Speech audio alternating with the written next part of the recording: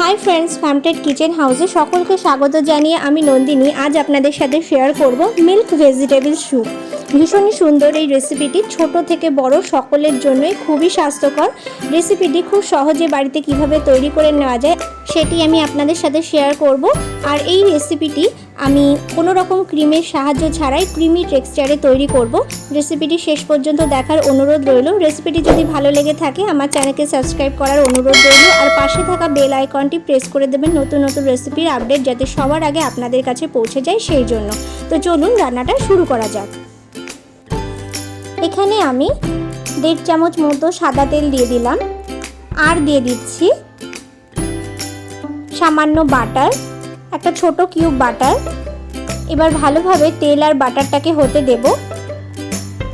ভালোভাবে তেল আর বাটারটা হয়ে গেলে আমি এখানে 1.5টা মতো ছোট সাইজের পেঁয়াজ কুচি করে রেখেছিলাম সেটা দিয়ে দিচ্ছি আর দিয়ে দিচ্ছি 3টে কুচি করে রাখা রসুনের কোয়া। একটু নাড়াচাড়া করে নেব। গ্যাসের ফ্লেমটা হাইতে রেখে আমি রান্নাটা করছি। এখন একটু নাড়াচাড়া করে নিয়ে এর মধ্যে আমি এবার দিয়ে দেব 2টো মাঝারি সাইজের কুচি করে রাখা গাজর। আপনারা চাইলে আপনাদের পছন্দ মতো সবজি এখানে অ্যাড করতে পারেন। আর দিচ্ছি 2টো ছোট সাইজের কুচি করে রাখা ক্যাপসিকাম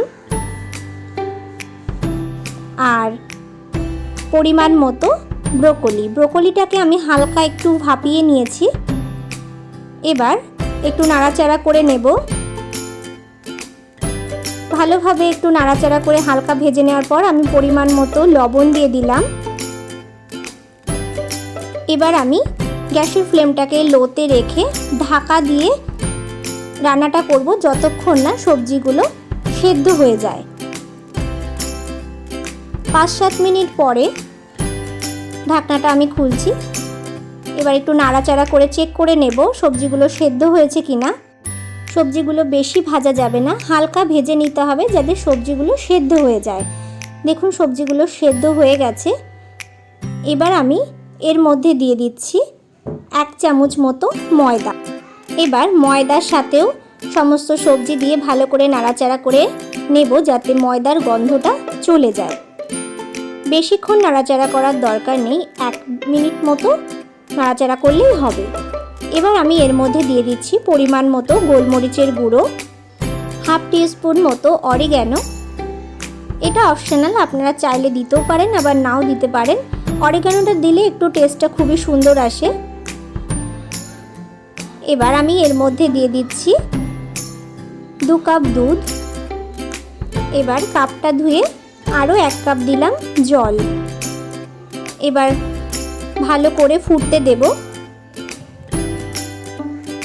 ভালো করে নাড়াচাড়া করে মিশিয়ে নেব।